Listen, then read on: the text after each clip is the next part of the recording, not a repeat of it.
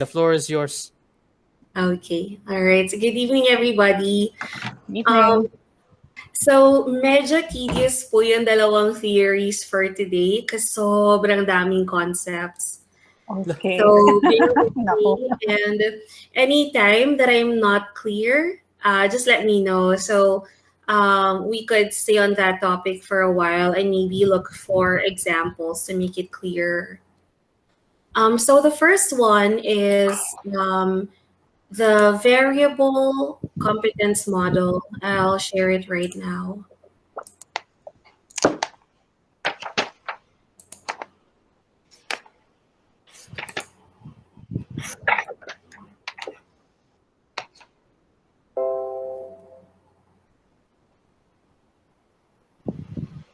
Can you see it?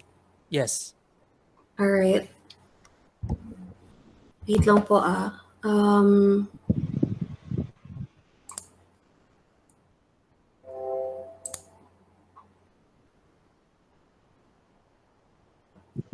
right. So nakikita niyo po ngayon yung slides ko? Yeah. Yes. All right.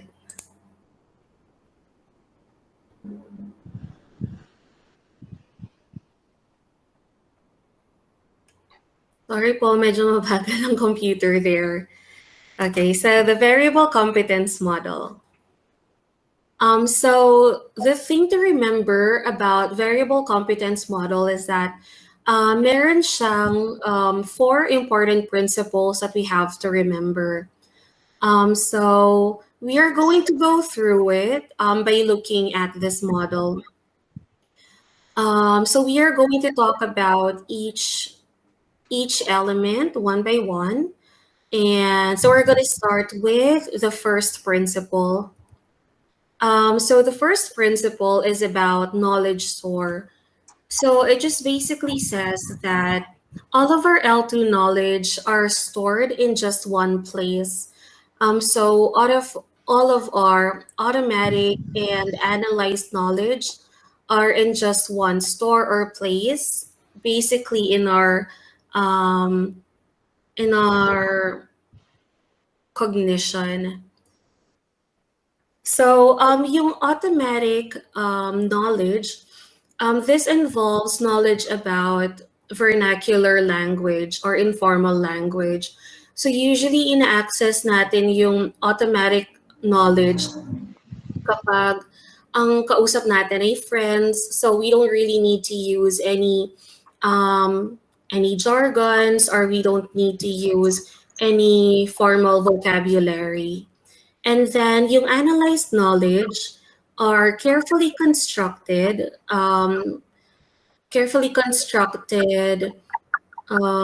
linguistic output. So usually gagamit tayo ng mas carefully considered na vocabulary and language structure. So usually ginagamit natin yung analyzed knowledge when we are presenting or when we are taking probably an exam. So moving on. So the next principle is that are about the procedures for actualizing knowledge. So ang sabi dito sa model na to is there are two ways of actualizing or using your L2 knowledge. So both of those para magamit natin yung knowledge natin is language use, so expressive language. So there are two ways to do this. The first one is through primary process, and then the other one is secondary process. So basically, the primary process is the route that our automatic knowledge goes through to go to discourse. So, for example, in our brain is our knowledge about our experience during the weekend. So yung knowledge na yun, it's gonna go through the processes, and then it's going to come out in the form of a conversation with our friends. And then for the secondary processes, ito yung way for us to access the, I'm sorry, this is not analytic, it's supposed to be analyzed. So the secondary process is how Again, we again. Anna what? Anna analyzed. analyzed. Okay, Mm-mm. analyzed. Sorry, wasn't able to change it. So sa secondary process, this is our way of accessing or using or analyzed knowledge para magamit natin into contexts of discourse. So for example, yung analyzed knowledge ko is my knowledge about my job, which is speech therapy. So I am going to be using that knowledge by writing a report or probably by presenting to parents. So yung buong process na yon for me getting my knowledge, my linguistic knowledge about my job, papunta sa pakikipag-usap sa parents to explain yung functions of therapy. That is what we call the secondary process. Um, So moving on to the next element. So we have discourse performance. So ito yung, third principle. So the third principle is that um, L2 performance is variable based on what discourse you are using it in. So, for example, we have unplanned discourse or planned discourse. So, unplanned discourse, like I said earlier, these are the more relaxed and probably familiar and informal linguistic contexts. So, when you are probably talking to friends, when you are vlogging, I think, so yun yung mga unplanned discourse. And then planned discourse would be the more formal way of using language. So this would be pag nagpe-present ka in front of the class or when you are in a meeting where you have to use technical terms for your job. Um, and then the next principle, actually, ano to, they're like twin principles. So it's about the development. So there are two ways on how your L2 knowledge could, your L2 competence can develop. So the first one is through acquisition. So acquisition is basically um, your competence improving because of your participation in discourse. So basically, kaya nag improve yung competence mo because you are practicing your skills and then you are receiving input from other people. So development as a result of acquisition is done through the practice of engaging in discourse. And then the other one is development as a result of activation. For this one naman, ito yung paggamit mo ng automatic and analytic information to use in discourse.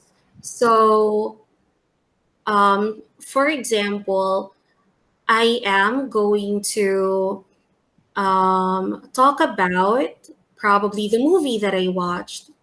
So, yung activation would be me trying to remember ano yung pinanood ko and then trying to use the proper language to describe the movie and my experience. So, because of that process of me trying to access the information and access my linguistic knowledge, na-activate yung knowledge ko, and that improves my linguistic development.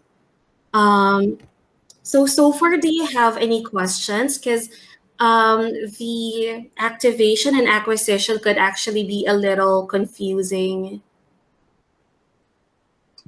No questions. No questions. Okay.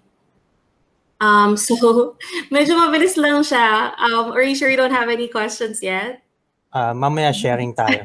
All right, sure. Okay. So moving on to the implications. So the spread of rules along the interlanguage continuum from the careful towards the vernacular style. So we have to remember, I think as Sir Kevin has presented before, interlanguage occurs in a continuum. So from your L1 and then interlanguage continuum and then your L2. So we have to identify if, for example, we are already thinking about the L2 learner, along that continuum, nasan siya? So there are different variabilities. So in terms of talking about the processes, does he need to learn for a vernacular style? Or does he need to learn a more careful style? So for example, ang student natin is gusto niyang matuto how to talk about his math class. So based on that, ang ituturo natin sa kanya is more on the secondary processes. So we have to focus on accessing his analyzed L2 knowledge and then practicing that in planned discourse. So kailangan i-match natin yung goals natin and teaching style um, to the needs of the child. So in this particular example, we are going to identify whether along the continuum, ang kailangan ng bata is a more vernacular style or a more careful style. And then staying on the continuum, we also have to identify whether yung environment, linguistic environment that the learner wants to participate in is a simple or a complex environment. So for example, ang learner natin ay gustong matuto ang magiging linguistic environment ng student natin is hanging out with his friends. So kung yun yung linguistic environment, we have to identify kailangan niya ba ng is he going to an unplanned discourse or a planned discourse? So we could actually say na yung hanging out with friends, it is actually unplanned discourse. So kailangan din natin to take into consideration yon na ang ipapractice natin sa student natin is how to engage in conversations in unplanned discourse kaysa yung pakakabisaduhin natin siya ng, ito yung mga pwede mong sabihin, kwento ka tungkol sa math class mo, gano'n. So we have to make sure na yung practice natin is matched with the linguistic environment that the learner is going to use that knowledge for. So basically, if you're going to put the processes and the discourse together, at the end, the learning process should be matched with the type of instruction. So you couldn't just think na, kaya lang ito yung formal language, so this is what I'm gonna teach him. You have to consider saan gagamitin ng learner yung knowledge na yon. So yeah, that's going to tell you what path you're gonna take, whether you're gonna teach him the primary process towards unplanned discourse or secondary process towards the planned discourse. And the interlanguage system can be more efficient by removing free variability. So free variability is the use of L2 learners of more than one word or term to refer to one concept. So for example, if you're going to think of the word insect, so yung word na insect, it has other terms like you could say bugs or critters. Now, according to research, native speakers, although familiar din sila sa mga terms na to, they would usually prefer just one term out of those. So for example, a native speaker might prefer saying bugs. Pero an L2 learner might interchange those consistently. So in one certain conversation, he might say bugs. In another conversation, he might say critter. So the reason that this free variability should be lessened is that the less free variability the language has, the more precise the language is and the more efficient it is. So the less variability, the more efficient your communication is. So that's it. Thank you. Yeah, so please ask questions. How how do we remove the variability from the lesson? So is Mm-hmm. there a, I don't know, a process? Mm-hmm. Dun sa free variability po, so ang resource ko dito ay si Aurelius.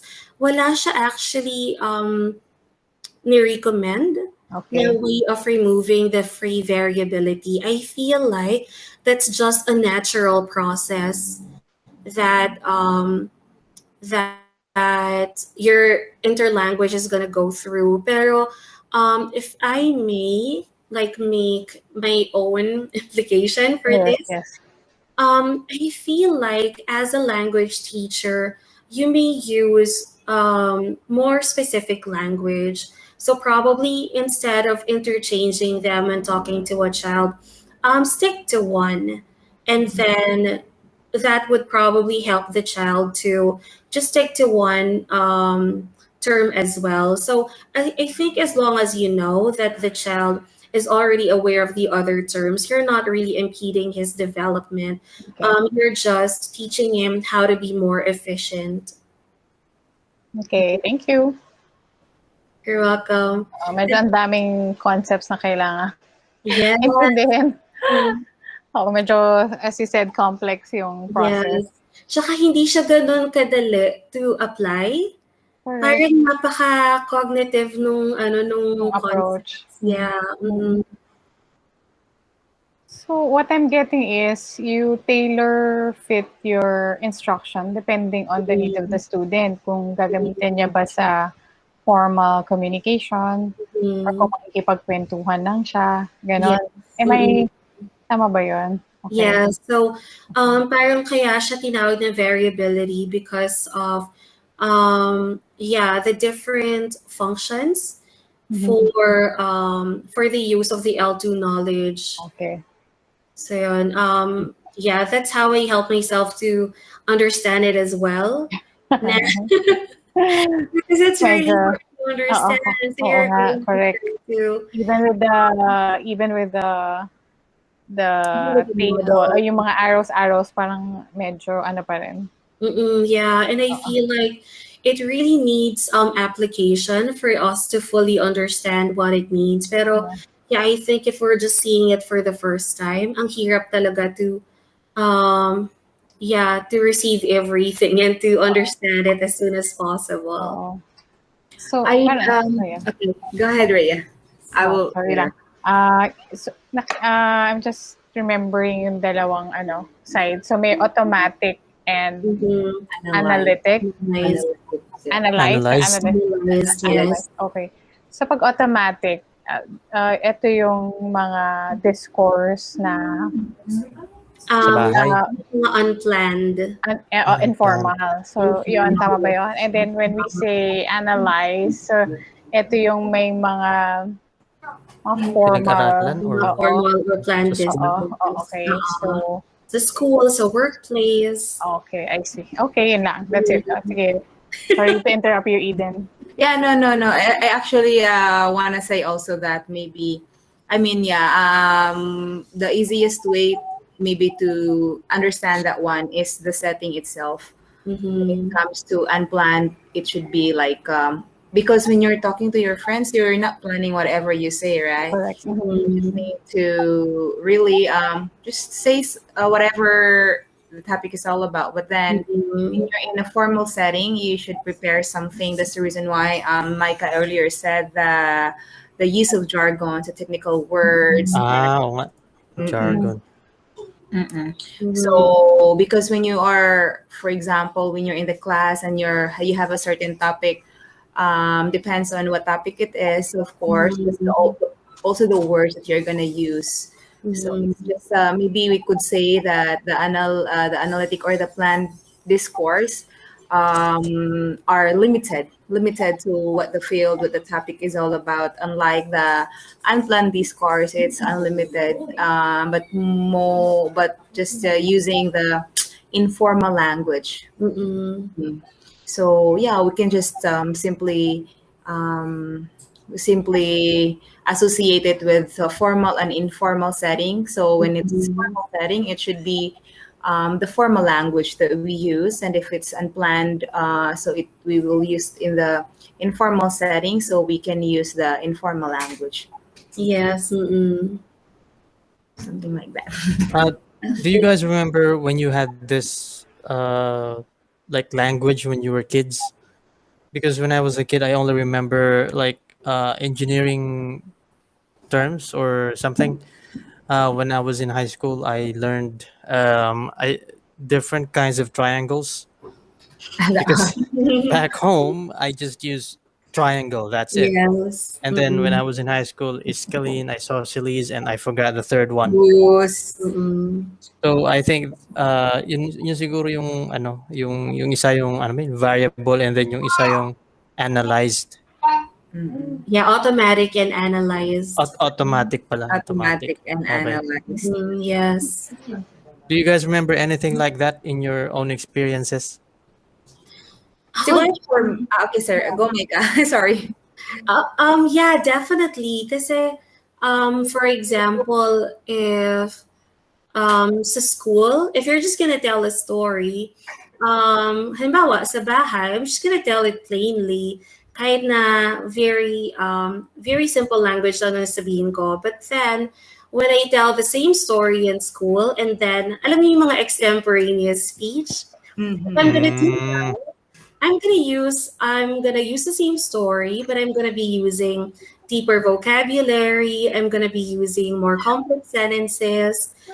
So ayun, because I know in that moment that mas planned yung discourse. It's a more formal setting. Ayun. So the knowledge that I'm accessing also is the more analyzed knowledge.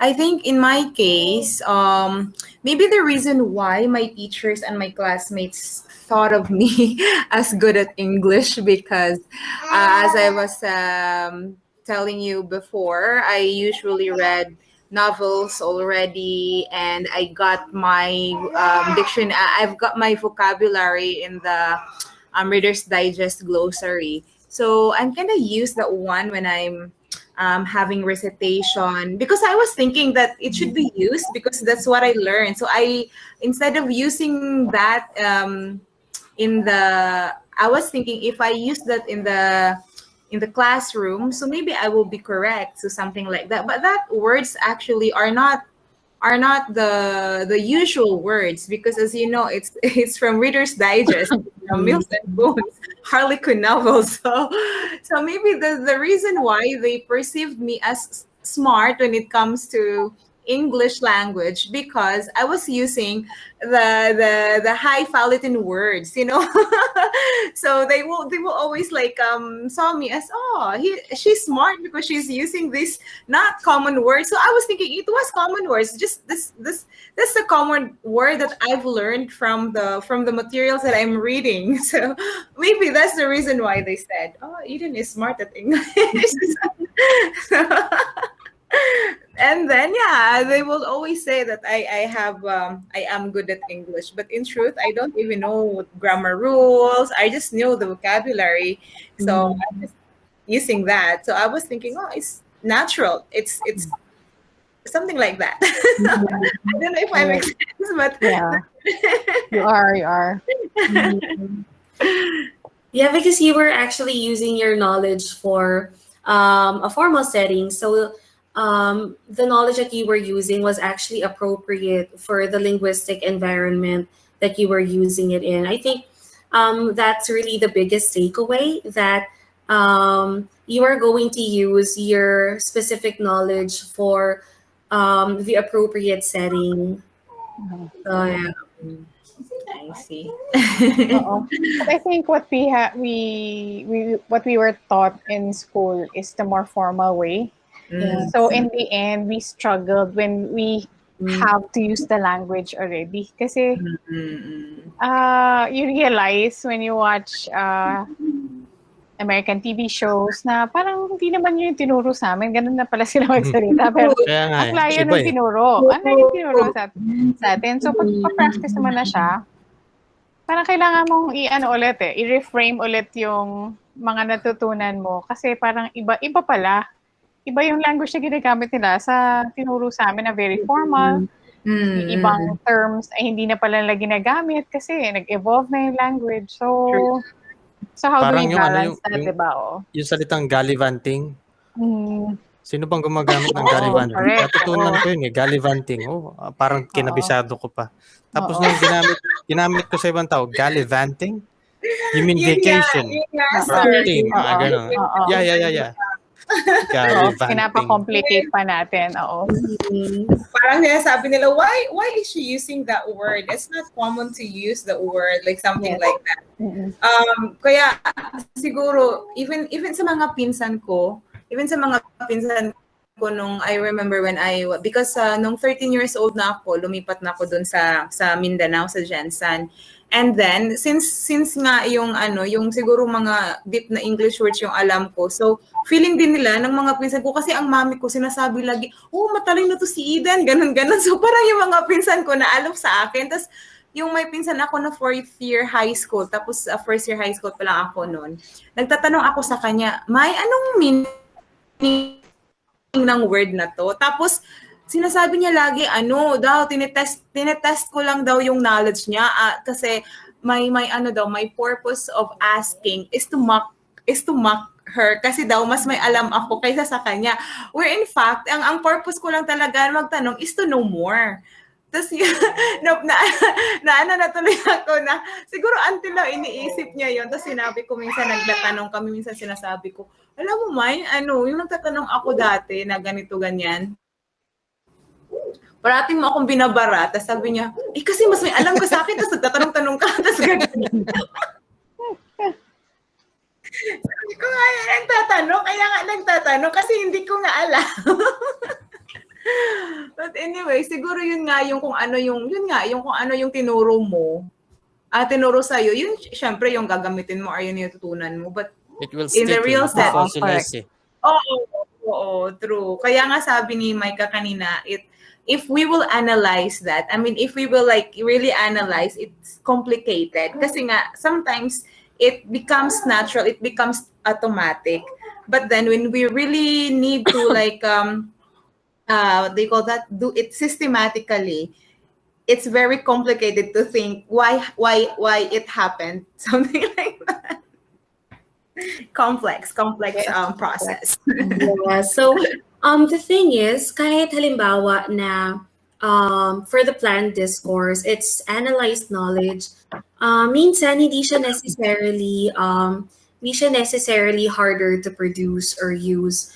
Ang difference lang talaga doon, kaya ang laki talaga ng emphasis on matching yung needs ng learner sa teaching instruction. Kasi, for example, ako sa personal experience ko, I've noticed na mas okay yung English ko kapag nag-explain ako about work.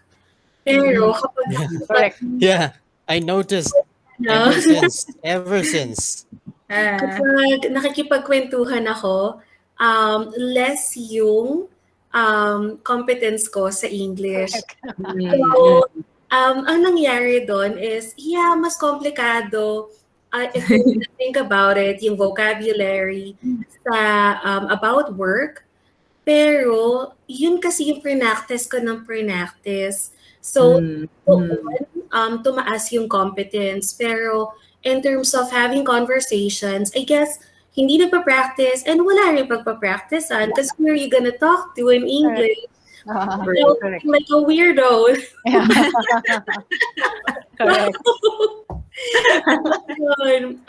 It's not really, I feel like it's not really about the complexity of the knowledge you're trying to use. It's really the match of the opportunities you have with the knowledge that you want to improve. Agree, 100%. Ako naman, I have been used to talking to preschoolers na I'm finding it difficult now talking to you. It's a different. Kasi parang, kasi I know the before, feeling. kailangan babang-baba mo yung English mo, di ba? Although English pa rin, pero Stone Age sobrang English. simple. Oo, sobrang Oh. simpleng English. Now, talking to you and having to articulate yung mga nasa readings natin, I'm struggling kasi bukod sa iba doon, di mo na matandaan. So you have to refamiliarize yourself with the terms. Tapos yung pag-access ng vocabulary na appropriate sa level natin. So, andun You know ako. it's there, but what is that word? What is that word? Correct. I know the Access. feeling. So what you said, Micah, no practice. So it really matters. Kahit nandyan, pero kung hindi mo ginagamit, Kung hindi mo access yun. Oo, correct.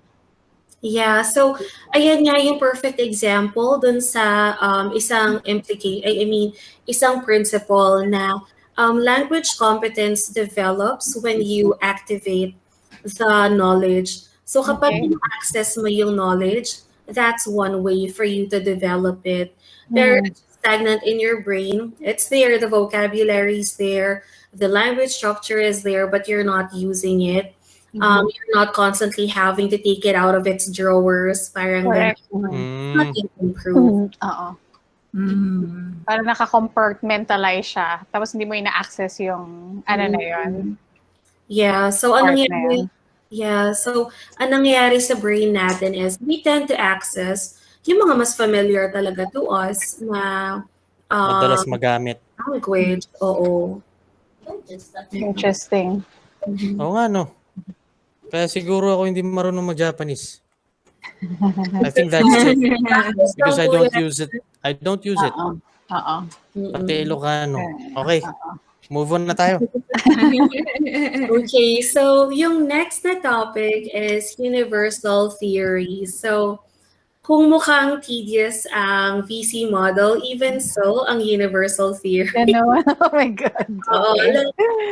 I feel like it's not as hard to understand, pero sobrang daming terms to go through.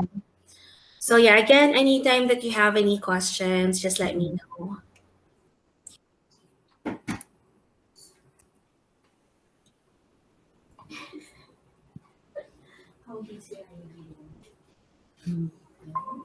Gusto niya tanggalin. Pinalakad ko na upo siya na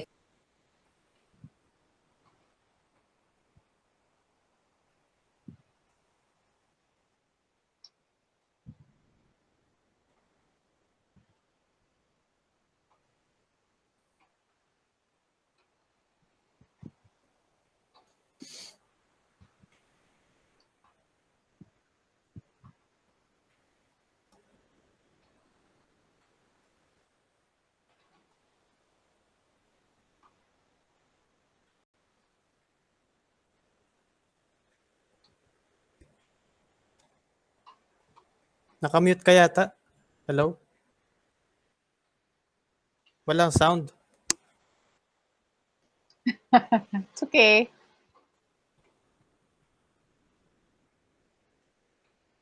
Sorry. Yeah, it's okay.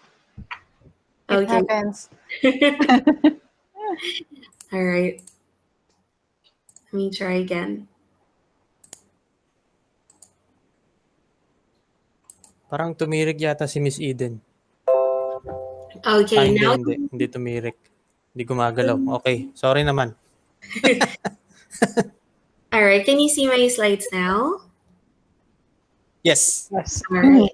So we're gonna talk about the universal hypothesis, and meet Barnaby. He is 7 years old. His native language is German, and L2 is English. Very good smile, huh? By the way, sa lahat ng klase ko, I use 1 or 2 pictures na nakakatawa. And then, ako yung hindi tumatawa. Pinipigilan ko. Yung mga estudyante ko, tawa ng tawa. So yeah. Anyway, continue. Ako hindi ko mapigilan the whole time I was creating this, tawa lang ako ng tawa. Okay, Kailangan natin tumawa ngayon. so we are going to refer to Barnaby later para mas maintindihan natin yung concepts. So this is basically what we're What gonna the talk hell is about that? today. Oh my God. Ito lahat ng concepts that we're gonna go. Too much ba yan? What? So, Parang ano yung sa boxing, ito yung semifinals, Oo ito nga yung eh. ano. Round 1. Okay, fight. So there's a lot of things to go through, pero yeah, we'll power through. Okay, so basically, what we're gonna talk about today are linguistic universals. Now, when we talk about linguistic universals, we can look at two things or two areas. So first are the approaches, and then next are the features. So let's go to approaches first. So there are two main approaches under linguistic universals. The first is universal grammar, and the second is typological universals. So the first one that we're going to talk about is the universal grammar. So under universal grammar, the areas that we're going to talk about are the types of universals that are under this approach, the rules that grammar follows under this approach, markedness, and then categories of universals under this approach. So let's go to types of universals first. There are two types of universals. They're substantive and formal. So substantive universal are fixed features like phonological features and syntactic category. So for example, substantive feature ang mga phonetic sounds that we use when we are talking, and then also vocabulary. Those are substantive universals, and then also syntactic categories like nouns, verbs, adjectives. Lahat yon are under substantive universals. And then under formal universals, these are abstract grammatical rules. So for example, the use of plural forms, that's a formal universal, or subject-verb agreement, that is another example of formal universal. So Barnaby's language is constrained by substantive and formal universals. He uses correct speech sounds and vocabulary. He also follows correct grammatical rules. All right, so moving on. Now let's go to the rules. There are two kinds of rules, core rules and periphery or peripheral rules. So core rules follow the universal grammar. So lahat nung na-mention ko kanina na substantive and formal universals, fina-follow yon ng mga ng core rules. So for example, if I say the sentence, the bird is eating a seed. So yung sentence na yon, it follows substantive universals. So it uses correct vocabulary, and then it uses different syntactic categories. And at the same time, it follows formal universals. So I used the subject, verb, object format. So tama din yung syntactic grammar ko there. And then periphery or peripheral rules, these are the exceptions. So the reason that we have mga utterances that follow the peripheral rules is that meron tayong mga socially acceptable na mga utterances or cliches. So for example, when you say the phrase, the more the merrier, or I think some would even consider that a whole sentence, the more the merrier, it doesn't necessarily follow the correct grammar, but then it is widely accepted as a correct sentence. So that's because it follows the peripheral rules.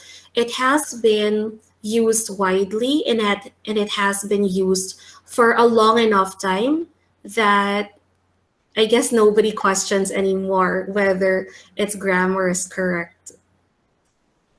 Okay, so moving on, let's go to markedness. So the only thing to remember about markedness is that unmarked and marked are the ones the core rules. So any kind of sentence or utterance that follows the core rules can be labeled unmarked.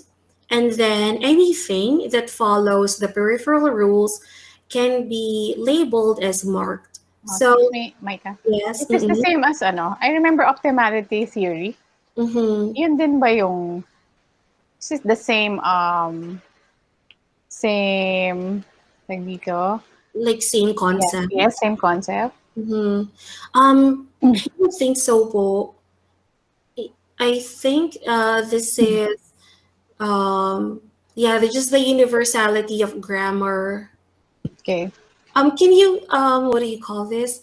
Can you like freshen my memory ng Wait. optimality theory? Actually, up to now I still haven't fully understood. Kaya lang I have to get the Yeah, maybe we can look up the gist. optimality.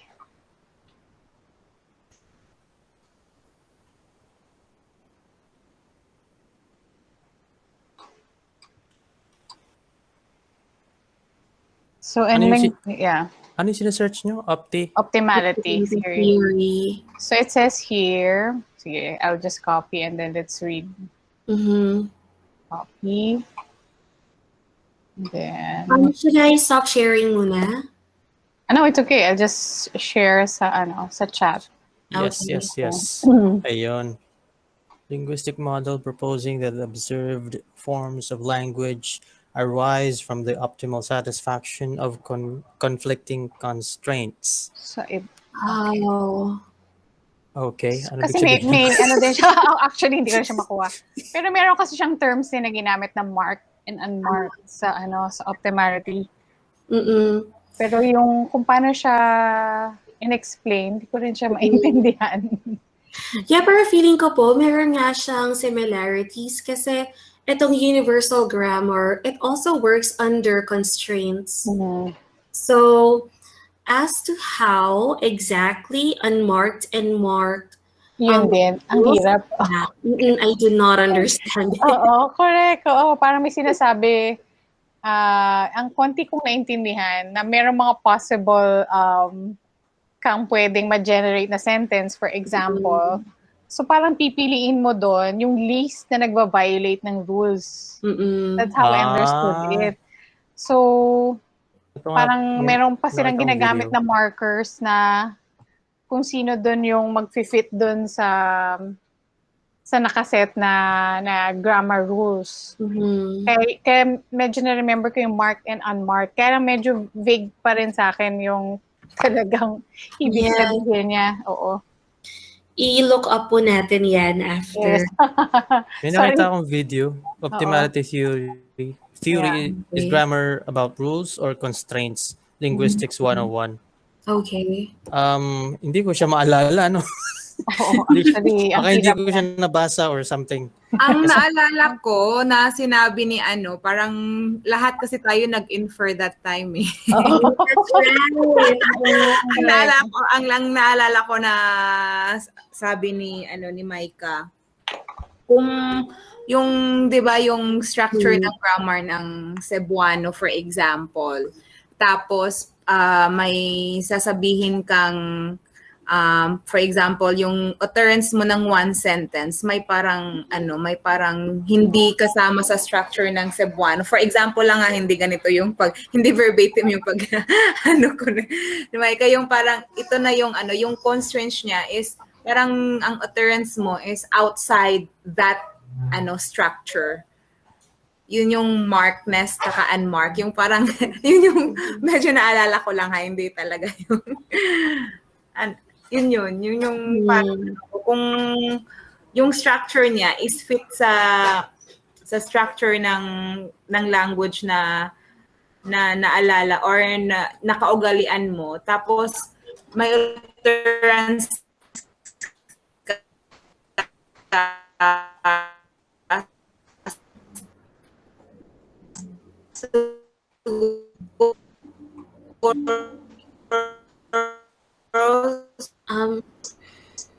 Diyan yung nag-ano si cookies, Miss Eden.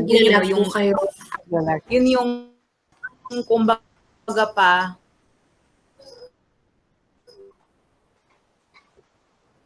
Ma'am Eden, hello. Teacher Eden. Lag si Eden. involved doon sa sa optimality. Ewan ko, Ayun. kalimutan ko. I think Miss Eden. Yung something like that. Miss Eden. Nawala ba ako? Miss Eden. Naalala. Oo. Yes. Hi. Medyo choppy po ang linya. Choppy.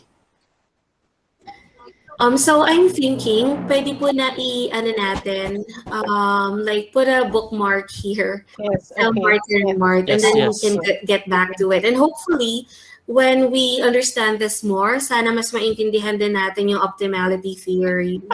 Yes, sana. Alright, so moving on. So Barnaby's language follows core rules and peripheral rules. He uses correct grammar.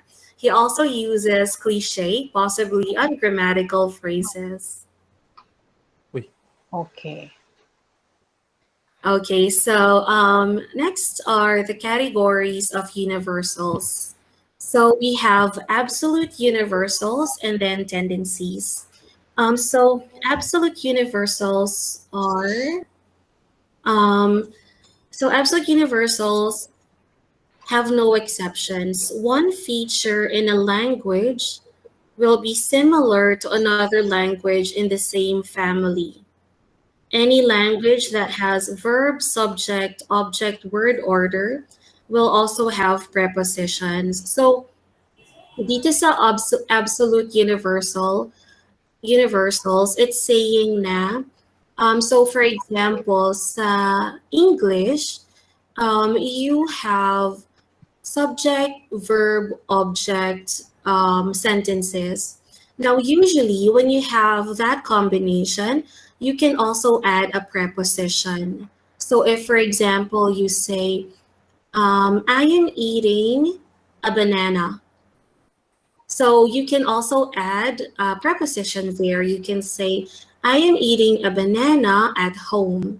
And then sa Tagalog, you can also say, kumakain ako ng saging, and then you can also add a preposition. You could also say, kumakain ako ng saging sa bahay. So those are what we call absolute universals. Kapag sinabi mo na, pag nakita mo tong combination na to, definitely pwede mo ring dagdagan ng isa pang word na to. Or definitely pwede mong dagdagan ng mga words na to pa after. And then tendencies basically are the anomalies to the absolute universals. So as we know, although may mga rules na fina-follow ang grammar, and then may similarities from one language to another, meron pa rin mga languages na nag-veer off dun sa absolute universal na yon.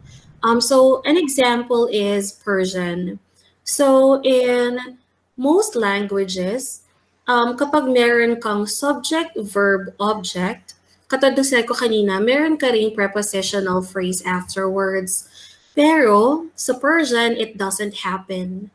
So sa Persian, meron din silang subject, object, subject-verb-object na sentences, pero it's impossible in the Persian language to add a prepositional phrase.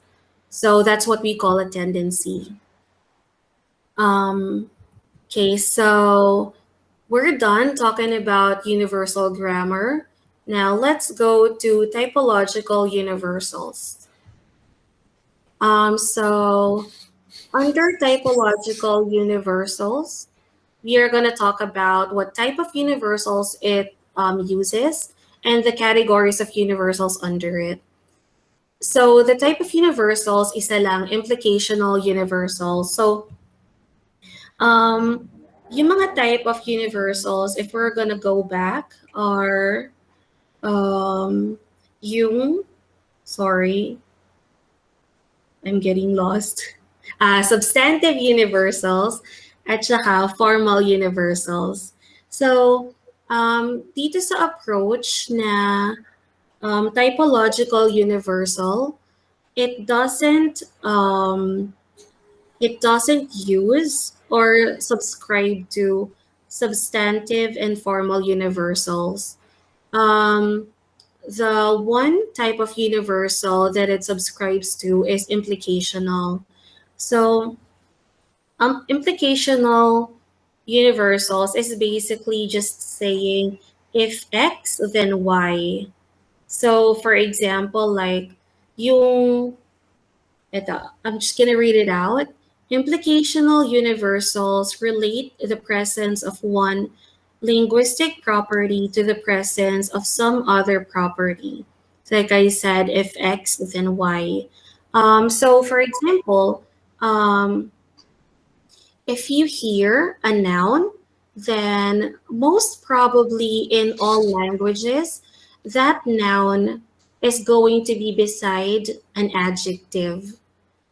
So for example, if in English you have red apple, in Tagalog, you can also say pulang mansanas. So in most languages, if you have a noun, then you have an adjective. Or if you have an adjective, then you have a noun. So that's implicational universals. Sorry. So Barnaby's L1 is in the same linguistic family as his L2. Excuse me. Grammatical rules in German can be implied to be similar to grammatical rules in English. Okay, so going to the categories of universals. So, meron din siyang absolute universals and tendencies. So I'm not gonna explain it anymore because we already discussed it. Request ko lang, balik mo sa ano, yung previous isa pa. Previous yung may nakangiti. Ito. Hindi. Yung meron ako dating office mate na Amerikano. And then dahil malaki yung US, iba't ibang parte ng US, iba't iba rin yung pinag-aaralan nilang languages. Yeah. Siya daw, ang napag-aralan daw niya ay German. So, tinanong ko siya, ano yung pinagkaiba ng German sa English? Sabi niya, halos wala daw. Sabi ko naman, parang, how did that happen? Ang layo ng ang layo ng German sa sa English. Tapos pinaliwanag niya na yung daw kasi, yung German language, yung English ay it's a Germanic, Euro-Germanic, I forgot. Yes, sir. That's true, sir. That's true. It is a European language na noon ay parang dialect lang siya. Yung mga Germanic tribes, sumugod sila sa United Kingdom at sila yung naging yung mga Kaya yun, Anglo-Saxons. Tatlo yun eh. Nakalimutan ko yung isa. So Anglo-Saxon, Jutes. Ayun yung mga Jutes. So sabi niya, yun ang dahilan kung bakit pag nag-aaral sila ng German, very, very similar sa English. Madali lang daw. So tayo naman, madali sa atin matuto ng Spanish kasi marami tayong words na Tagalog ba? Na mga pinanggalingan ay Spanish katulad ng kwarto, ng libro, mga ganun. So, yun lang. Yeah. Actually, yun yung napag-aralan namin yan sa linguistic study ng literature namin. Kasi yung yung structure ng literature namin is there are three categories like literary terms and elements, concepts, tapos yung literary selection, tsaka yung linguistic study, yung language development. Tapos, a lot of, ayun dun nga sa sa linguistic study namin, yun nga yung where does English come from? Isa yun sa mga and then yun nga yung gumawa ng English language is German descent. Yun yung sinasabi ni Sir kanina, and that's true. Yun yung tapos sila na yung sila yung nahirapan na humintindi ng language when it comes to using it, but when it comes to the structure, it's very easy for them to know kasi nga same lang yung rules. Yung German grammatical rules, yun yung in-apply nila sa paggawa nila ng English grammatical rules. Wherein sa iba, mahirapan sila kasi sabi nga ni Micah kanina, there are the universal implication is that if there is an adjective follows the noun, ang iba naman there is noun follows the adjective. It's for example yung sa mga Korean, usually 'di ba sa atin teacher Eden, ganon dapat yun 'di ba, but sa Korea tinatawag nila ako lagi Eden teacher. Oo. Baliktad. Oo, baliktad yung nila, Eden teacher yung even sa Japanese, Eden teacher kasi ang sa kanila kasi ang grammatical rule nila, mauna muna yung noun bago ang sa Title. adjective. Oo, bago ang adjective. Sa atin naman sa English grammatical rule, even sa Filipino kasi nga Latin tayo, Latin language ang sa atin, yung sa adjective muna, modifier before the noun. Yun yung But siguro it's under the implication universals. Yung parang sinasabi ni Micah kanina. So yun. Yeah, so actually dito sa grammatical rules, it's not necessarily yung word order. So another thing we have to think about is yung word group. So for example, like what you said, Miss Eden, na although like sa English, you're supposed to say teacher Eden, and then sa Korean it's Eden teacher, you can still say that they follow the same grammatical rule kasi same pa rin yung word grouping. Hindi yung word order, pero same yung word grouping. Yeah. So probably it's not grammatically correct in English. If you're going to look at the universal grammar, it actually follows. Okay, so yeah, going to the features of linguistic universal. So itong features na to, it applies to both approaches. So there are three categories that we're gonna look at. First is perceptual, and then cognitive, and then social. So under perceptual categories, ito yung mga basic terms that are found to be universal in all languages. Basic color terms, basic name categories, and basic spatial terms. So basic color terms, what they have found is that languages tend to follow the same hierarchy. So they're going to have black, white, red, yellow, and then so on and so forth. So I believe these are 11 colors. So ang nangyayari is, if for example in English, you have all 11 colors, may terms for all 11 colors. But then, I think there are some African languages that they have only black and white. So since it occurs in a hierarchy, it's impossible for a language to have a word for blue and yellow, but not for black and white. So this is one thing universal that they found. across different languages.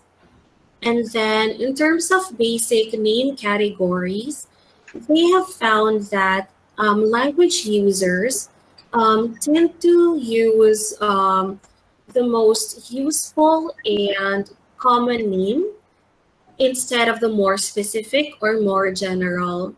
So, for example, if there's a child and then the child wants an apple, the child is not going to say, I want a fruit, or the child is not going to say, I want Granny Smith.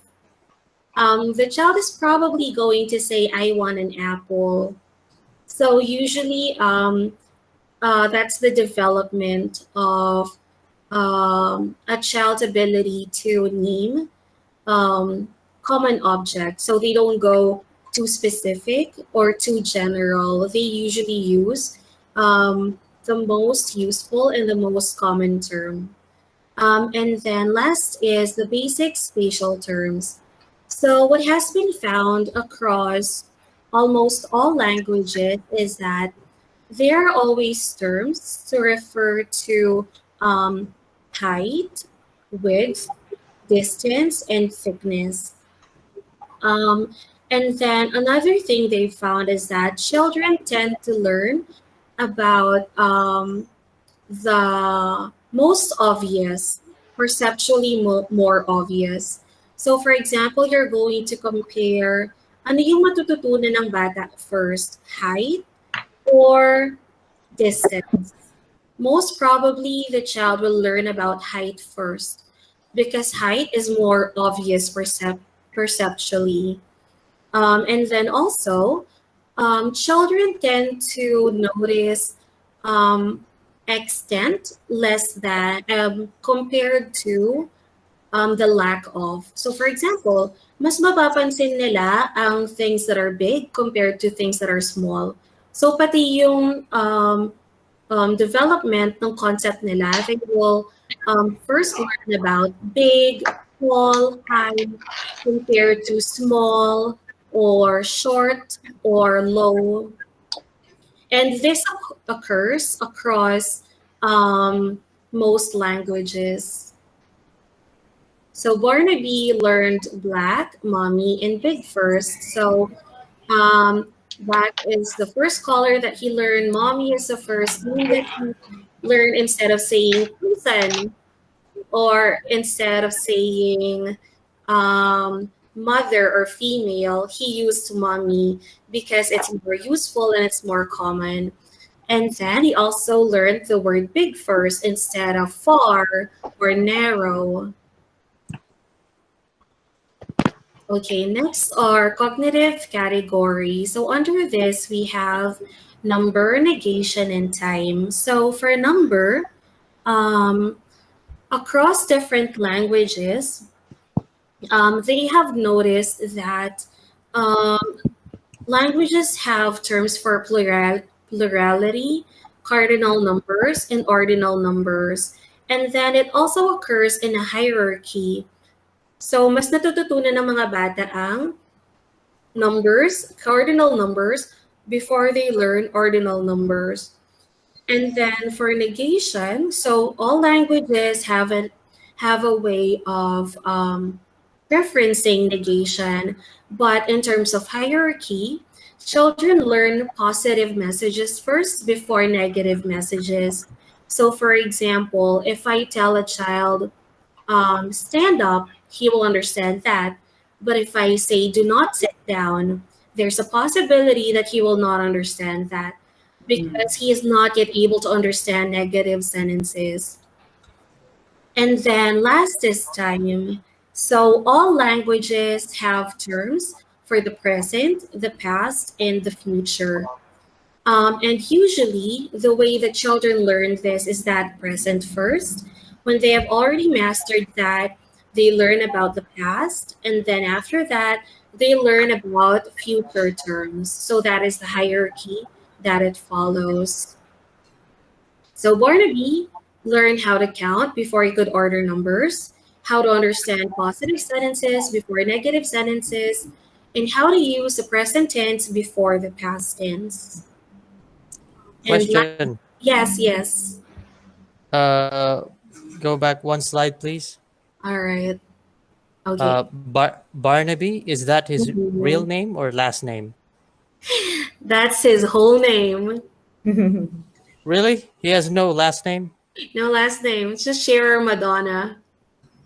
Oh. Is he like a scientific subject or a guinea pig or something? No, it's just a picture I found on Google. Oh, I'm so sorry. Okay. Akala ko kasi And parang akala ko kasi may nag-research about him, yung pinag-aralan siya hanggang lumaki siya. Okay. Anyway, continue. hindi. Nag-ano lang ako, nag-create lang ako ng pretend subject. Okay.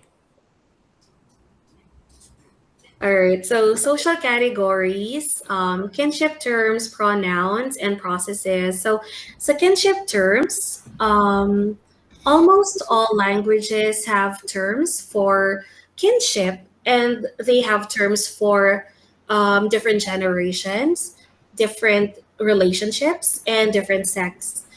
So, for example, for generations, there are terms for grandparents, parents, and children.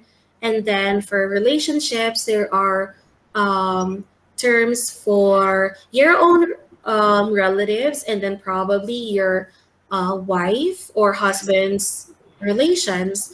And then for sex, there's also for women, and then there's terms for men. And then for pronouns, so for pronouns across different languages, there are pronouns to refer to um, different sex or number. And then last is processes. So for the processes, oh, later we'll go to the processes. Let's go to Barnaby first. Can refer to his relatives and use pronouns in both German and English. Okay, so last are the processes. So like I said earlier, so this is also universal in different languages. There are word groups and word order. So for the word groups, certain words tend to go together. Like I said earlier, the adjective and the noun usually go together. And then Yeah. for word order, every language has a declarative sentence that uses a subject, a verb, and an object. Mm. And Barnaby can use adjective and noun groups and subject, verb, and object sentences in both German and English. Okay, so moving on to the implications. We must view linguistic universals as a manifestation of the types of use to which we put language. So, although there are a lot of linguistic universals, what they have found is that although, for example, Chomsky says that this is an innate capacity, um, the children are not actually able to correct themselves or monitor themselves. The only way that this innate ability can be developed is through language use and language input. So you still always have to put these linguistic universals into the context of a social interaction. Again, language use and Um, sorry, language. language use and the other one I forgot. And isang part ka sinabi yun, I'm sorry. Dalawa yung sinabi mo kasi, language use and the other one is Input, language input. Language language input. input. Yes. Mm-mm. Use and input. Use and Yes. input. Okay. Mm-mm. All right. Okay. Implicate another. Ah, Uh, Maika, can you go back to yeah, to which we put language. Okay. mhm. Thank you. All right. Okay, another implication is that the L2 learner brings two types of linguistic knowledge to the task of SLA, his knowledge of linguistic universals and the specific grammar of his L1. So basically what this means is that when we are with an L2 learner, we have to remember that learning SLA is not as easy as learning your L1. Right. So when he was learning his L1, he only had to deal with the specific grammar of that language. But now he has that language, and then you add on top of that the linguistic universals, and then he has to find ways to accommodate those linguistic universals into his linguistic knowledge. So it's definitely a much bigger undertaking Yeah. compared to learning L1. Another implication is the child is likely to learn unmarked rules before marked rules. So, like I said earlier, the unmarked rules are going to be the um, core language or core rules, and then marked rules would be the peripheral rules. So, what I've noticed is that usually, ang mga nakakagamit nung marked rules or peripheral rules, yung mga mas familiar na dun sa language. Kasi yung peripheral rules, usually these are idiomatic. A lot of them are idiomatic or parang mga cliches nga. So it's usually learned later on kapag mas proficient ka na and probably you've had more exposure to the language. And he constructs a core grammar before a peripheral grammar, like I said earlier. All right, and I believe this is the last one. The child processes a projective capacity. This enables one rule to trigger off other rules with which it is implicationally linked. So, for example, this would be very obvious in probably the hierarchy. So, for example, if a child has already learned about the size big, by implication, we could say that he probably will learn the term small. Or if, for example, the child already knows the term for mommy, then we could imply that he will eventually learn the word daddy. So these words or these group of words have a tendency to go together. So understanding of one rule usually triggers another. Thank you. Yay. Thank you, Micah. Very welcome. Ang galing. Hirap i-prepare niyan. Gosh, ang Oo dami. nga. Oo. It's very Congrats. kaya nga 'di ba, it's very difficult to learn theories alone. Yes. Because but Especially this one theory. Ang dami. yeah, this is it's very technical that only specialists can simplify it this simply. Correct. Pero yun nga, kaya nga, although there's a lot of terms, ang gusto ko talaga ma-focusan is yung implications. Correct. True. Yeah, none of the terms are going to matter if we don't know how to use them Apply. and apply them. Yeah, so yeah, let's talk further about the implications. Ako, what I realize is if we teach second language learners, we need to accept that they bring with them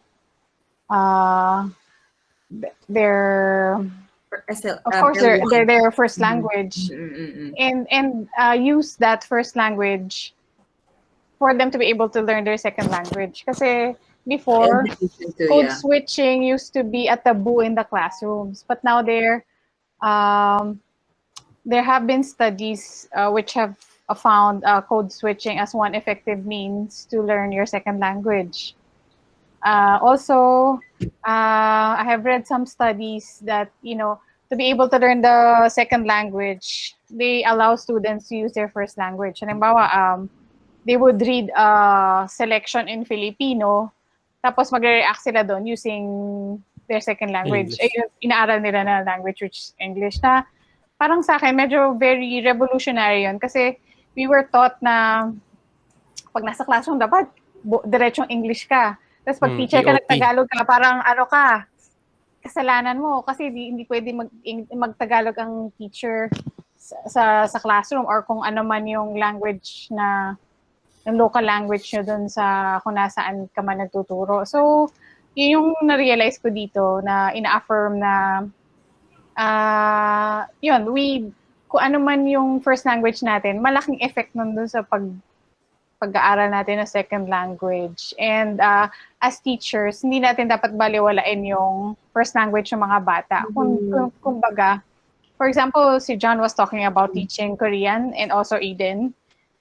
So, sometimes may breakdown dun sa, di ba, sa communication. So, as teachers, it's our responsibility to learn about how they speak also, yung language nila. Kasi doon natin mabibridge kapag may breakdown na nung communication. Kasi kung laging yun yung mali nila sa grammar, bakit kaya, di ba? Kung Chinese yung tinuturuan mo, I believe wala silang article, wala silang a and a. So kaya pag nag-check ka ng mga papers nila, yun yung lagi nila nakakalimutan. So maybe going beyond sa pag-check lang na laging mali.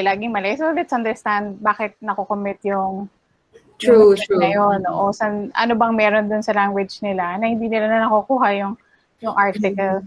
Same thing with us Filipinos kasi ang isang difficulty ko talaga up to now, lalo kapag malayo yung subject, is subject-verb agreement. It's very difficult. Kasi as Filipinos, wala tayo nun eh. Hindi natin iniisip. True. Subject ko ba ay... Sana yung sasabihin ko, yung subject-verb agreement. Oo, kahit English teacher ka, parang sometimes parang... Oo, pag nagsusulat ka, medyo mas may edit mo pa siya. Pero when you're talking, parang minsan layo na kasi yung subject mo bago ka dumating sa verb mo, di ba? So, may mga subordinate clauses in between. So, ano na nga ba yung tense na gagamitin, na verb na gagamitin ko? So, yun yung nakuha ko dun sa theory na to, Maika. Sa implications mo at least. Doon naman sa mga, ang daming terms kanina. Pero what I realize is yung languages share certain universals na kung ito yung mauna mo matututunan, ito yung mahihirapan kang matutunan. So, yung progression niya, pare-parehas, no? So, parang yung sinasabi rin ni Chomsky na universal grammar, na yung succession ng matututunan mo, usually nouns muna, di ba? I believe, before verbs. Oo. So, yun, doon ko lang siya kinoconnect para maintindihan ko siya kasi ibang hindi ko na makuha. Yeah. So, yun. So, thank you, Maika, for bringing it down to the level that we can understand. Yeah, to breaking it down to correct. Thank you. Good job. Ang galing nung yung the hierarchy of language ba? Yun yung naalala ko. Yung hierarchy of language is kung ano yung talagang exposure pa din, no? Kung ano yung pinaka nakahalubilo mo na language, yun talaga yung basically yung mga first mo na mga utterances. Kung yung naalala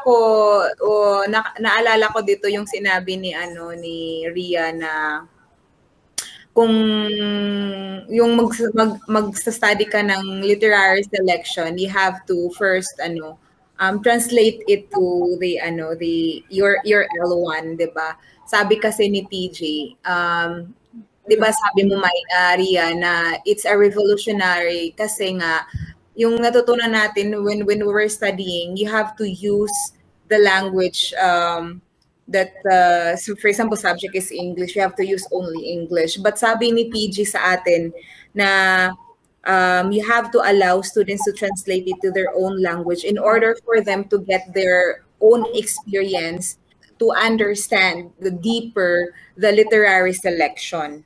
Diba yun yung sabi, maiintindihan deeply nung estudyante if they always bring out their schemata first, the experience, and that is in their L1. Okay, yeah, correct. Intindihin yung selection based on their L1 kasi when they already understood that, then they will make sentences. They will make sentences na the way they express their understanding is through the L2 na.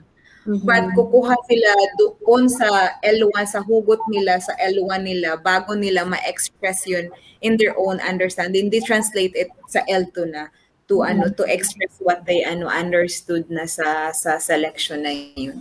So, schemata first, L1, and then express it in L2. Right. Yun yung sa hierarchy of na maano ko dito, ma-associate ko dito na Parang na-learn. na-remember ko din sinabi niya, Eden, na ano bang gusto natin? Mag-participate yung mga bata or hindi na lang magsalita kasi unang-una struggle nila dun sa language. May gusto silang sabihin pero wag na lang kasi baka mali yung grammar ko. Mas So, ang okay ginagawa ko mag-participate. dyan, Oo. so ang ginagawa ko diyan for to motivate them to for example may isa akong for example yung theme. So yung ipapaano ko sa kanila yung theme. Ano yung theme na natutunan nyo dito? They cannot tawag nito articulately explain the theme in one sentence. So kasi hindi nila alam kung paano i-express yung one sentence ng theme, yung direct theme ng story. So yung paano ko iaano sa kanila sabi ko, sige, give me an example. Give me a situation or an example on how you can relate to the theme.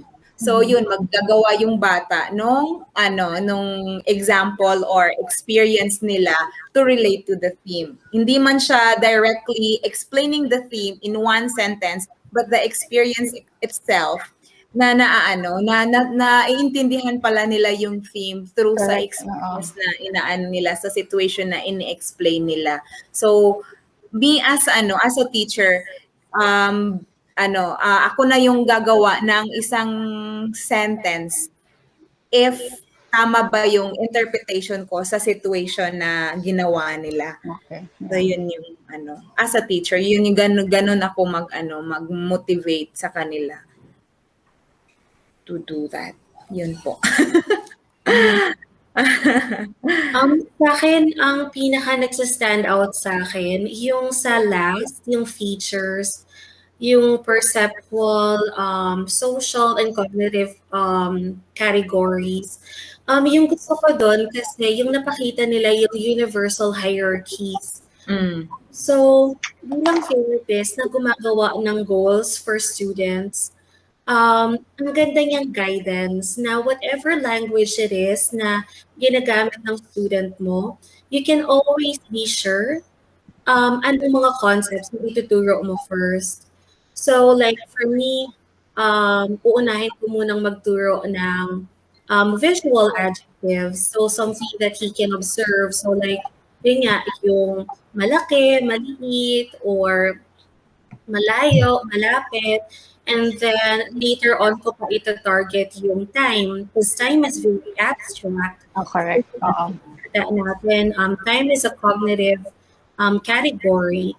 So it's not something that is easily understood by the child. So for me, knowing those hierarchies are very useful for teachers and therapists alike. Kasi number one, alam mo ano yung ituturo mo sa bata. Number two, hindi mo mapipressure yung bata na, you have to learn about time already.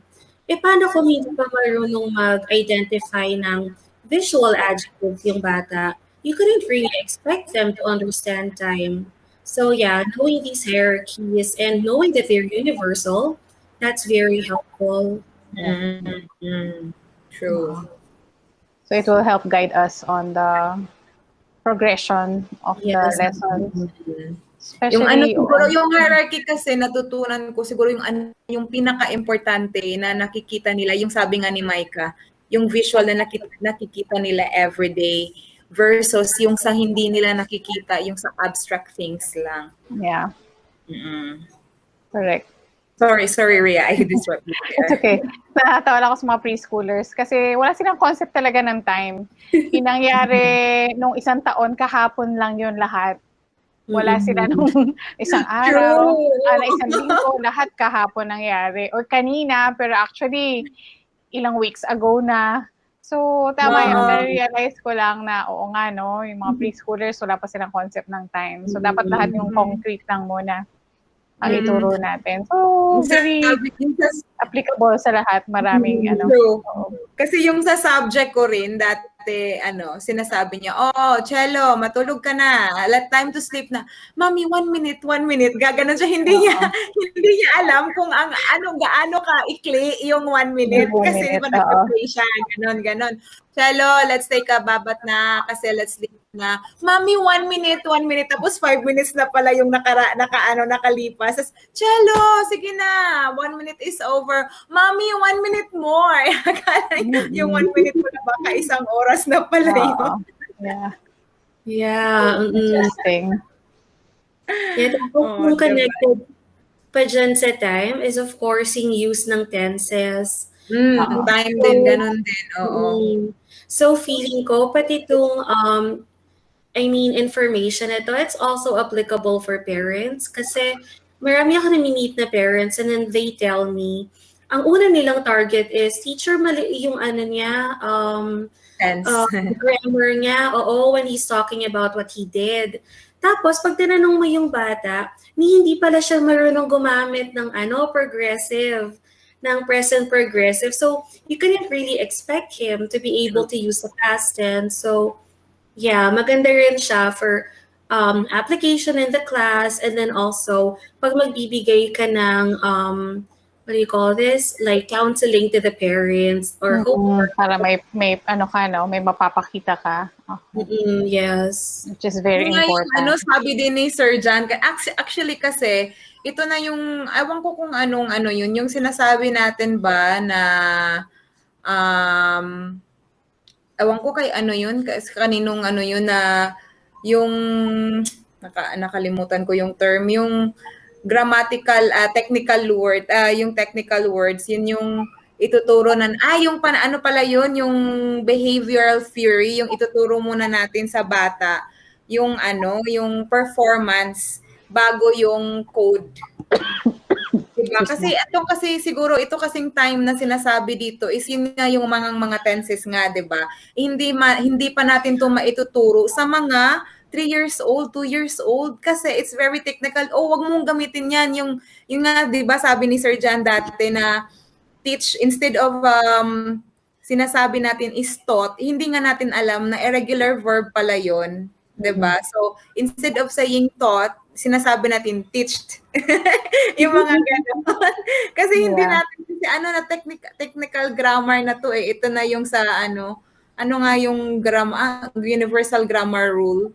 Kasali na ba to sa universal grammar rule yung mga yung mga regular tenses ng irregular verbs sa tenses. So, it's very hard to explain to kids na hindi yon kasi dapat it should be 8 not eated yung mga ganon.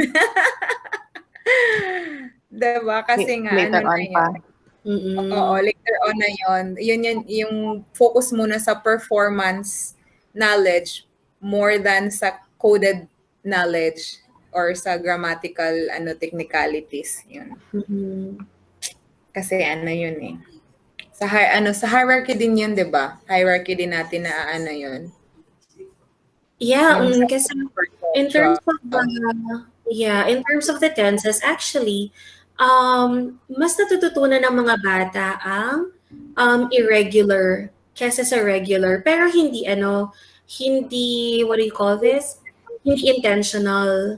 Kasi kaya natututunan ng mga bata ang irregular first kasi it seems like it stands on its own.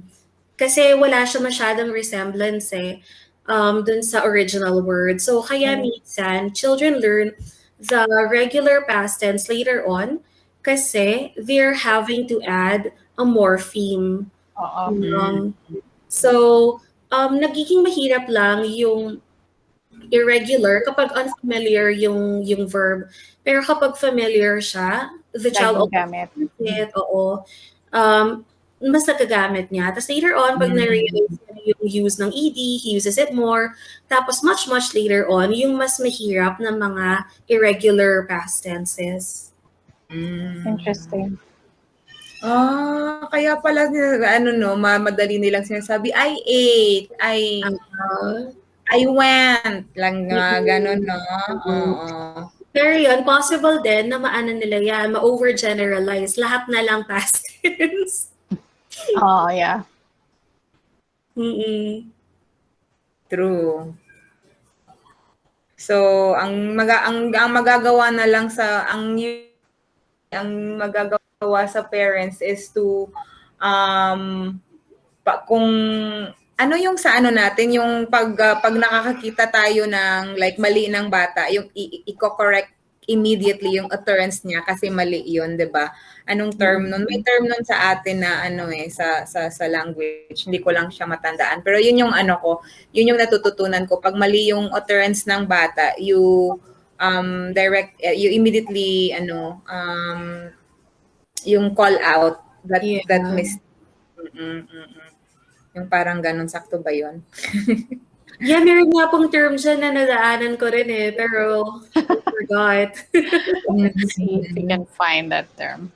Kasama yun sa sa mga motheries na na mga theories. Scaffolding? Hindi naman. Hindi rin siya scaffolding.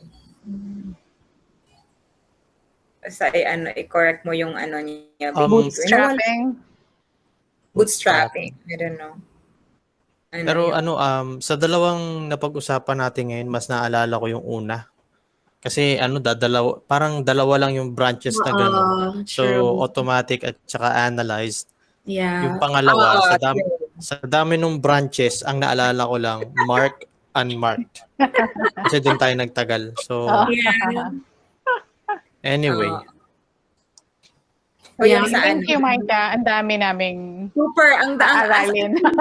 Ang dami namin hindi alam. Ang pinaka nag-mark din sa akin yung yung sinabi ni Micah, 'di ba yung kasi naintindihan ko dati yung grammatical rules. Yung nag-mark sa akin yung yun group, word group tsaka word order. Yung yun Micah, grammatical group. Ano yun? Processes yon, yung word order and word group. Yung parang gano'n na lahat is universal kasi even if it's word order or word group yun, isa lang sila, yung may grammar structure sila na gano'n. Yung it's a universal. Oh, 'di ba? Kasi tayo wala din tayong I think wala din tayong meron pala tayong article kasi meron yung yung article natin? Yung ang bata, yung ang, 'di ba? Yeah. Ang, si, parang gano'n. Oo. Yun yung article natin, 'di ba? Yung siya. Article ba yun? Or pronoun? Siya is pronoun. Pang-uri? Pang-uri ba yan? Oo. Hindi ko nga maalala yung Tagalog natin. Mas mahirap nga sa tandaan. Hindi ko maalala yung mga yan. Correct. Pandiwa. Yung terminologies wala. Pero pag pangalan, like ang tao, kasi meron ang for example kasi ang sinabi ni Ria kanina, yung Chinese walang article. Wala ding article yung mga yung mga Japanese at Korean kasi hindi nga sila gumagamit ng a at saka an. Like a boy. Boy lang diretso. Tayo kasi meron tayong ang bata, 'di ba? Ang bata ay masaya. Hindi naman tayo sasabi bata ay masaya. Ang sa mga Korean, Japanese, Chinese, ang sa kanila is child. Hindi na sasabi the child or a child. Hindi naman nila sinasabi yun. Yun yung parati kong kinokorek, lagyan ng a or an dito banda. Yun. Pero, yun nga yung exemption siguro sa universal grammar. Sinasabi na. So far po, sa mga nabasa ko sa universal grammar, walang nabanggit na article. So, I see. It mostly focuses dun sa mga major na category. So, noun, adjectives, yung eight verbs. Parts of speech, yung ganon. Yun yung... Yeah, actually, hindi nga sila nabanggit lahat eh. Yun lang yung nouns, adjectives, verbs, I'm going to check ano pa yung others. Ang alam ko din the mostly common use sa atin yung apat, yung noun, adjective, verbs, tsaka yung conjunction. Oh, pronouns din pala. Pronoun din. Kasi ito yung, syempre, yung mga issue. Pero articles, wala akong nabasa sa articles. Kaya siguro it's not okay. Diba? So, Very it's already 9:54. So who will be, and what will we talk about next meeting? Yung Yung naiwan na topic? sharing. Yeah. Siguro kasi naiwang topic kung nandito, kung makaka-join si Tanya? mag-start tayo doon sa sa theory niya. Tapos let's yung sa the rest na yung tawag nito, yung sharing sa case study. Yeah. Sharing ng case study? Oo. 'Di ba tayo? Ang napag-usapan is 2 theories tapos case study. Okay. Pero I think kung tayo lang din yung mag-a-attend, kung mag-join si Kevin is done. We are all done na? Tama ba? Tapos na tayo lahat?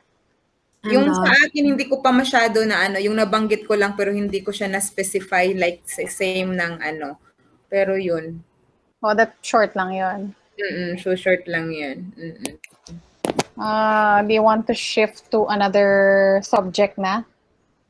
202 na? Iwanan natin yung language. Ano na siya? Linguistic, social. Yung unit 4 na, i-share ko ha. Share mo daw. Teka muna, saan na yan? Ata.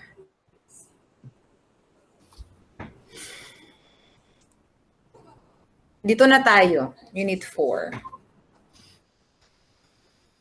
Ito, linguistic, social-linguistic, and psycholinguistic factors in second language acquisition. Try natin kung ilang unit ito. Ito na. Tapos na? Yung unit 4, ito na yung lahat. Ang unit 4, merong 6 lang. 6 na. modules. So, pwede natin. So makakahabol pa tayo sa nyo. Sa next week na to, di ba? Next week na exam. Good luck. Good luck to us. Meron pa tayong 1, 2, 3, 4, 5 meetings. So, natin to 1, 2, But how about the other subjects? 5 meetings. How about yung reading and what's this? Assessment? Oo. Ilang subjects pa ba yung hindi na-cover? We have reading, instruction. Dami. Ang psycholinguistic, parang maaano natin to yung reading yata. Kasi naalala ko yung psycholinguistic ni TG na pinaano natin yung psycholinguistic of reading. Siguro. Hindi ko lang sure. Yung sociolinguistic, yung Ria, sabi mo, di ba, nag-aral ka ng sociolinguistic. Ano yung mo dito? Actually, language as it is used in society. So, yung mga issues in native speaker versus non-native speaker, ganyan. So, very practical siya. Oo. So, I don't know kung do we need to discuss it pa or... Yun nga Kasi ito yung parang na to para siyang... Pwede nating daanan. Para siyang breakdown ng mga nadaanan nating kanina, yung mga in the past na daanan nating theories. Ito yung mga breakdown na very specific needs na applicable siya sa linguistic, social-linguistic, and psycholinguistic factors. Hindi ko alam kung siya. Isang tayo dito. Maika, anong masasabi mo dito? Ito kasi yun, Module 11. Concept of second language acquisition. Module 12, the affective filter hypothesis. Ito yun, meaning of hypothesis, ganun. Feeling kasi parang Wala na masyadong time, especially next True. week na po ba yung exam nyo? Yes, it's next week. Yeah. So I feel like if it's possible, like one unit, like isang buong lesson na yon. Tapos you don't have to go through the One specifics. by one, yes. Oo. Na parang one module, like we're gonna have, what do you call this? Na parang isang slide, yun na yun. Aha. And then Mabilisa na, correct. and then Oo. implications. Because for Oo. me, implications talaga yung pinakamahalaga. Especially, Mm. alam naman natin yung nature nung exam talagang application So I feel Agree. we have to focus on that. And we are pressed for time, so we have to do it quickly. Correct. Oo. Agree. Asan na yun? So, do we leave the subject and move on to another course or subject na aside from language learning theories? Kasi yun, we have assessment, we have reading. Ano pa ba yung ibang subject natin? Nakalimutan ko kasi yung Nakalimutan ko reading. na rin yung iba. Try ko yung UPOU. The psychology of reading.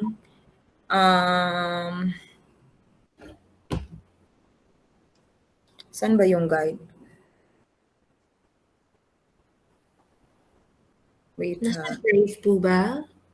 Or puro 201 lang po yung nasa drive? Nasa ano, nasa 201 lang yata yun eh. Hinahanap ko yung teka muna yung, ano nga yung sinasabi ko, course guide, no? Nandun yun lahat, yung course guide. Ay, ito.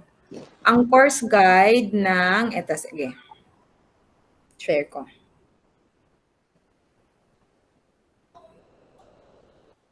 Ito yung course guide ng, kikita nyo? Yes. Yes po. Wait. Reading to sa reading. Oo. Ito, tatlo lang naman, yung tatlong unit. Unit 1, the nature of Okay. reading. So, kaya ba to na isang meeting? Module. Isang meeting na lang? Alam mo po, feeling ko, kung gusto natin madaanan lahat, kayang-kaya. Oo. Correct. Oo. Talagang pipili lang talaga ng pinaka-importante na na information that we feel will be most useful. Correct. Instead of zeroing in on all the little details. Yes, I think so. Okay lang sa amin ni Micah kasi matagal pa kami. Dadaanan namin. Oo. Opo, pero thinking about, kailan po yung exam nyo? That's on? Next Saturday. Next Saturday. Next Saturday. So how many more days do we have? 5. 5 days. And we haven't studied 5 subjects yet. Is that correct? Yes, we only focused 201. on the 201. 201. So, okay lang ba sa inyo na one subject per... Actually, hindi naman sa 5 subjects yun eh. Kasi yung 3 subjects is a reading yun. Tapos 1 subject sa SLA. Tapos 1 subject instructional materials. Tapos 1 subject is assessment. So 3 subjects reading, mostly yung sa instructional materials. Oo. Kaya ang sinasabi dito, teka muna, ang sinasabi ng ng friend ko, yung si Sir Lorenzo, focus on 201 kasi yun yung sa theories, 'di ba? At saka yung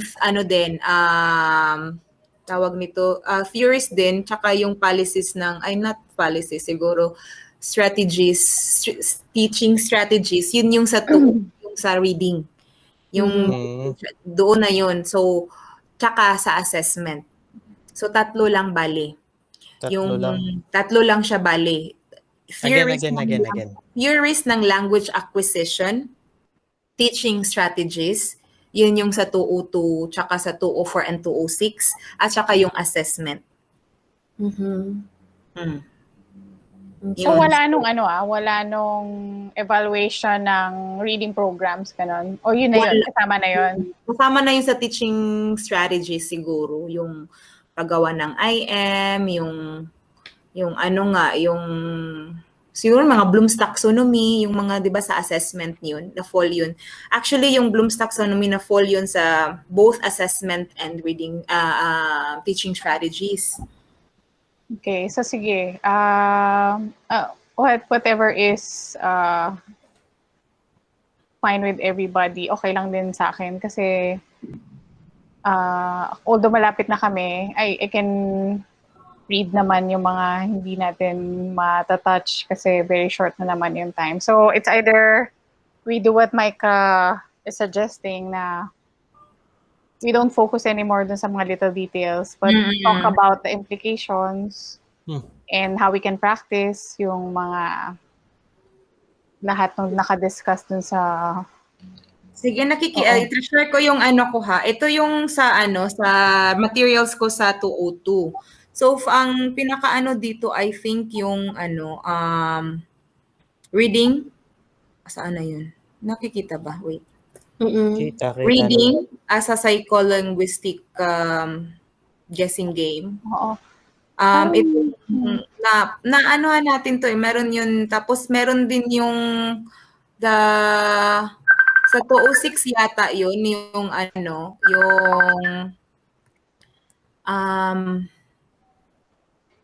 the acid test of literature. Naalala niyo yung the acid test of literature? Actually, yung mga reading subject, konti lang siya, no? Hindi siya ganun ka-exhaustive as ganitong Oo, kasi yung mga binibigay ni TG sa atin, mga articles na yun from tapos na yun. Feeling ko mas madali na siya. Hindi na ganito kahaba. Tsaka very practical yun kung meron kayong like reading subject, literature subject. Correct. Lahat. So, what do we do on Wednesday? Tapos who can... Sorry, hindi na ako makaulit-ulit kasi meron na rin kaming... Ang dami rin ginagawa namin sa isang course na nag-enroll ako na I'm really regretting bakit pa ako nag-enroll. Magpabigat. So anyway, mag-assign pa ba tayo or do we do it na free-flowing na lang? Kayo, what do you, kasi mag-require, pa tayo na gagawa pa ng slides? Unless may time talaga yung mag-volunteer. Para suggestion ko lang, para hindi na mahirapang gumawa ng slides. Meron ng existing slides nasa SlideShare o kaya sa ibang correct, oo. And not only that, meron ding video katulad nung napanood last week na very very informative kahit maiksi lang siya. Okay. Tapos doon na lang tayo kukuha yung springboard natin. Okay. Yung questions na lang to discuss, no? So do we look for one each? Pwede. I think so. Pwede. So, Filipino na lang, tapos kung sino yung... Can we all attend on Wednesday? I will. Ako din, oo. Tatapusin ko na to. Oo. Kunti na lang naman. So, more on sa... Klaro na lang natin, nung this week, focus tayo sa reading. Okay. Tapos next week, focus tayo sa assessment. Okay. Fine with me. Kasi may time pa tayo. Balikan na lang natin. Okay. Pero ano yung mga topic na baka mamaya magkapare-pares tayo ng sinesearch? Oo nga. Siguro dun sa chat, pag may nakita na tayo, or sabihin natin, ito na yung ko, this is what I will share on. So dito muna tayo first sa nature on, so tatlo this week, nature of reading, the factors that affect reading, at saka factors that affect reading text and context. The reader, tas yun lang palang tatlo na yun. Okay. Diba? The reader. Factors, tapos ang itong text and context, ito. Ganon. Doon ako sa the reader. Ako nature of reading. Sige, I'll look for something. Sige, ako siguro text and context. Nature of reading. Ito mas makikita mo to sa sa 204 na siya. Kung naalala ko yung sa 204 na medyo siya talaga. Yung application na ba, yung paggawa natin ng lesson plans. Alala nyo yung, thematic lesson plans. Yun. Okay. So, yeah. Sorry, naantok na ako. Yun nga. Sige. Meron na tayong Thank you, Micah, again. So Wednesday lahat yan, Micah. It's all on Wednesday. So Okay. Wednesday lahat tayo are in charge. And then, yeah, free Wait, flowing. parang Yeah. wala pa ako sa Wednesday. So should we share yung sa ano yung first one, nature of reading? Should we share that, Miss Okay Rhea? na, no? Kasi marami naman siyang subtopics. Ito Let's ba? just make sure na we don't get the same Yeah, Yeah. types. okay. Basta ako sa unit ko. Mm-mm. Or Unit 1, Micah. Ako unit 3 na ako. So whatever Pwedeng maghati topic, sa unit oo. 2. Pwedeng 2 tao sa unit. Ay, unit 2. Unit 1. Unit 1. Yeah. Micah and I All will right. take charge, okay? Yeah, I'll let you know, Miss Rhea, ano yung mga mahanap ko. Sige, okay. Baka ako hindi pa. Sorry, ang dami kong ginagawa. But sige. It's fine, Miss Rhea. Let's do soup. Fighting. Yes, kaya to. Okay. So good night, everybody. Thank you again.